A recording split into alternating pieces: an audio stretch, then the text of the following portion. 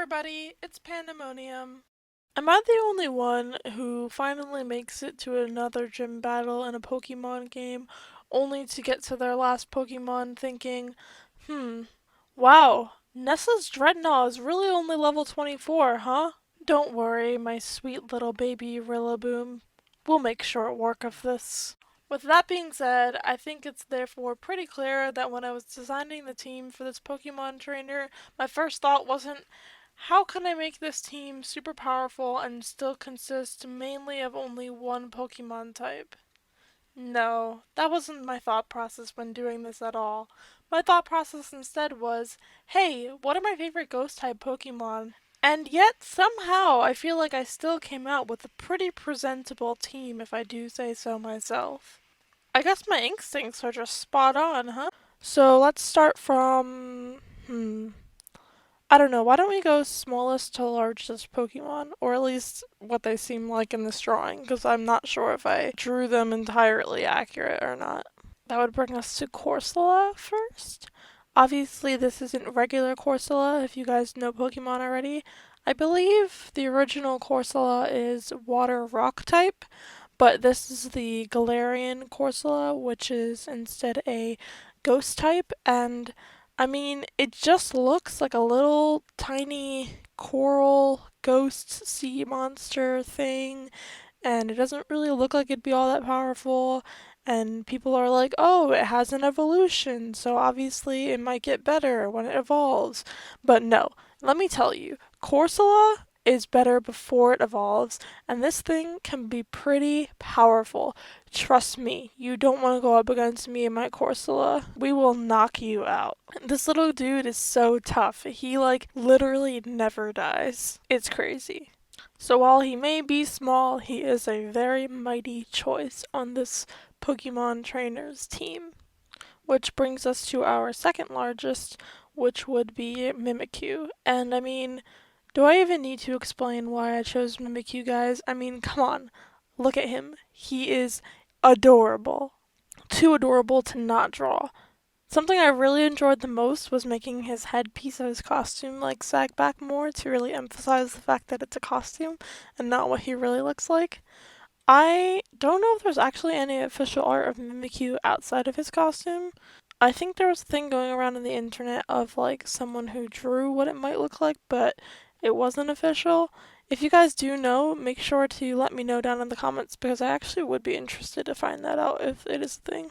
In any case, Mimikyu is not only adorable, he also has the unique typing of Ghost Fairy, or at least I think that's pretty unique. I can't think of many other Pokemon who have that type pair up. Actually, I can't think of any other Pokemon that have that type pair off. So yeah, Mimikyu is definitely unique in that regard, and therefore a pretty strong choice for this trainer's Pokemon team as well, or so I do say so myself. Maybe because I made the team. Moving on, we have Marowak next. Actually, again, this is not just the regular Marowak. This is a lowland Marowak, which has one of my favorite type pairings of Fire Ghost because Chandelure also has that type pairing, and I love her a lot too. I know I didn't include her because she's not my most favorite or even in my top six, but I do like her a lot too, so I feel like Ghost Fire is a really cool type pair up. Marowak just has a cooler sort of Pokemon entry story, and I feel like overall is stronger than Chandelure, or at least from what I've seen and using them on my team. Marowak is definitely stronger than Chandelure, so I feel like Marowak also works really well on this trainer's team. Now this is where I start getting into the gray area of which Pokemon are actually bigger and which are smaller, but I think Frostlass is the next biggest Pokemon out of the three that we have remaining. And Frostlass is a ice ghost type Pokemon. Um, what more do I have to say? She's Ice Ghost. She is a beautiful ghost woman, and I love her design. Also, Ice Ghost was an interesting addition to this team. It's a cool type pair up, and yeah, that's about all I have to say for her. Which brings us to probably my favorite Pokemon on the team. Decidueye. If I'm saying that wrong, yes, you can stone me. That's fine.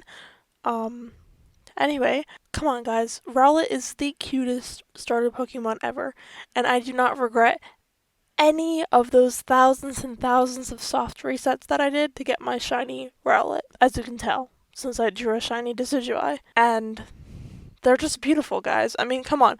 The original color palette of them is really cool, but this shiny is one of my favorite shinies I think I've ever seen in Pokemon. It just makes him so much cooler. I don't know, and it gives him more of that ghost type vibe, whereas before I was only getting grass type vibe from him. It also fit in with the illustration that I'm doing here a lot better. Just color palette wise, I feel like it unified everything better. If it was that brown and green in the background, I feel like he would have stood out too much as compared to the rest. So, I mean, hey, it did that for me too, which is pretty chill, I guess. But also, he's just one of the coolest Pokemon ever. Even though my favorite Pokemon is ultimately Arcanine and not Decidueye. But come on, guys, this is a Ghost type trainer, not a Fire type trainer. Maybe if I do a Fire type trainer in the future, you will definitely be seeing me draw an Arcanine. In any case, Decidueye was definitely the Pokemon that I was going to include for this Ghost type trainer. I mean, come on, look at him. He's just so cool with his blue, greens, and that bright pop of red. So yeah, that's why Decidueye is included. But I mean, it also throws grass type into the lineup there, so that's pretty cool too, I guess. Sorry to interrupt myself. I do just want to address that yes, the video does get dark here for some reason. I have no idea what happened. OBS just captured it weird for some reason. I don't have any files that are usable for this section of my drawing, so, sorry. I guess we just kinda have to deal with it. Um, anyway, the final Pokemon is Dragapult, and what can I say, guys? I mean, if you're not using Dragapult in your team right now, you're losing. Dragapult is just so strong. I couldn't not include him whether I really liked him all that much or not. And let me tell you, I do like him. I mean, how could you not like three dragons in one Pokemon? Plus, he's a ghost type. Nintendo really do be hitting all my sweet spots like that, don't they? And in any case, since his typing is Dragon Ghost, our full typing lineup includes, well, Ghost, obviously, since this is a Ghost type Pokemon trainer, but also Dragon, Ice, Fire, Fairy, and Grass. Or to otherwise put it, the only types it doesn't include are Bug, Dark, Electric, Fighting, Flying, Ground, Normal, Poison, Psychic, Rock, and Steel. But there are a few Pokemon in this lineup that can learn some of those types of moves. For example, I believe Dragapult can learn some flying type moves since he is a dragon. Frostlass can learn Draining Kiss, I'm assuming because of what she is. I believe Alolan Marowak can still learn some of his ground type moves that regular Marowak can learn. I believe Mimikyu can learn a few dark type moves. And Corsola honestly has a whole large variety of moves that it can learn. Like, I think it can learn psychic type moves, some rock type moves, some ice type moves. I think it knows a grass type move. I think Giga Drain. I think it can learn. What else? I know it knows some fire type moves, some ground type moves, and in any case, it can learn a lot of different types of moves also, so Corsola can be pretty versatile in terms of including different typage in the team. But overall, I think that this ghost type trainer has a pretty good lineup as it is, so yeah. Moving on to talking about her actual design itself. Well, I mean, what can I say, guys? I know Pokemon is a game for children, and this character might not be the most child friendly, but again, this was a drawing where I was like, I'm gonna draw whatever I want to draw, like I did with the Pokemon that I included in the first place. So, yep. Hope that doesn't say too much about me that's negative. But anyway, on a more serious note, I wanted to include some sort of sheer type material into her outfit because I thought that that gave more of the illusion of, ooh, I'm a ghost type trainer. I also knew that I wanted to include the color palette of the Pokemon that were around her already. I didn't want to introduce too many more crazy colors to this drawing since I already knew that the colors were kind of gonna be all over the place. As for her expression, I just kind of wanted her to look a little spooky in general.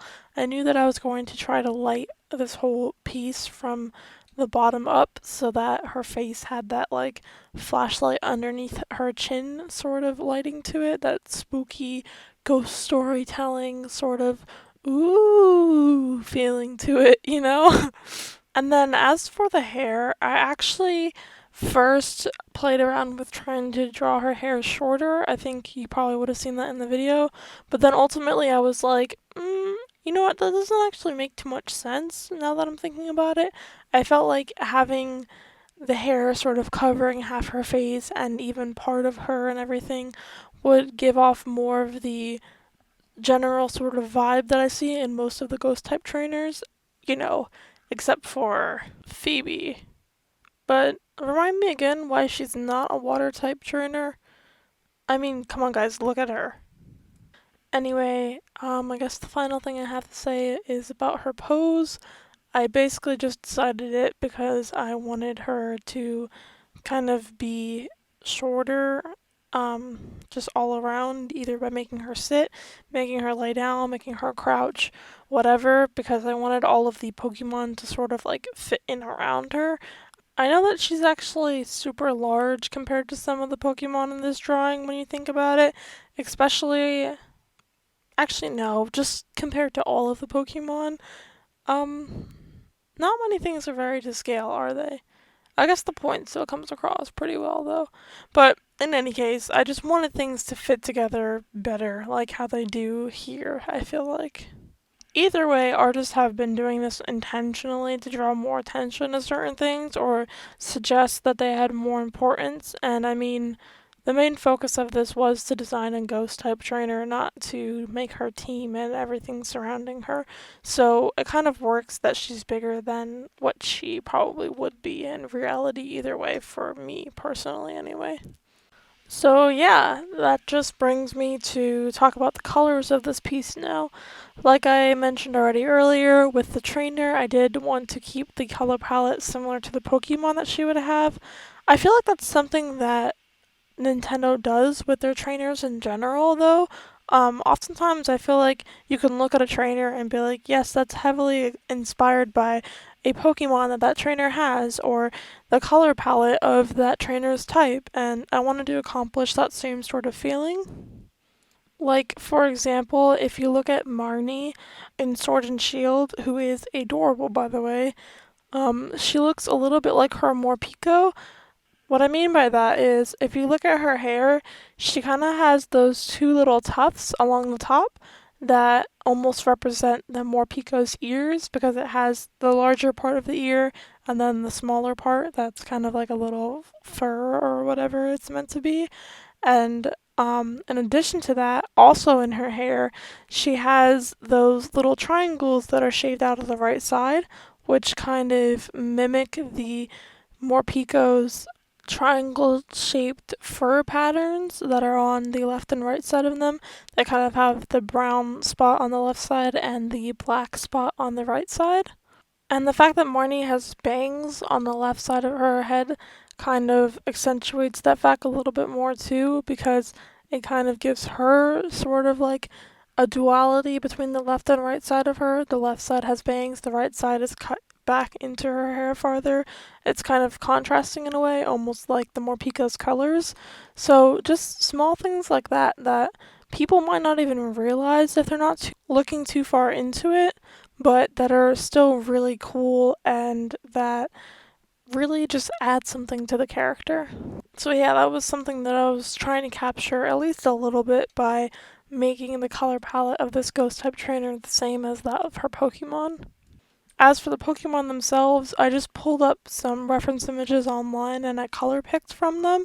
So that's why you're going to be seeing reference images pop up in this video. I'm just color picking the colors from them. And yeah, I'm just finishing up the background of this drawing now. I decided to go with a nice green color, both to bring in some of Decidueye's colors into the palette a little bit more because he was a bit more left out than the rest of them with that really deep green color of his in the wings, but also because I wanted to do the sort of glow effect underneath them, and I thought that it would look really cool in a green, sort of like a ghoulish color, sort of ghostly, I don't know. But yeah, and then I just gave them a little white outline around them and signed my name, and I was done. That's the final artwork. I hope you guys enjoy it. And if you do, I post creative content every Friday now. So if you hit that subscribe button, it'll be harder for you to miss the video that I post next Friday. And then you can keep up with all of my weekly updates if you're interested in my artwork. In any case, I hope all you guys have a great week, and I'll catch you next Friday, hopefully. Bye bye!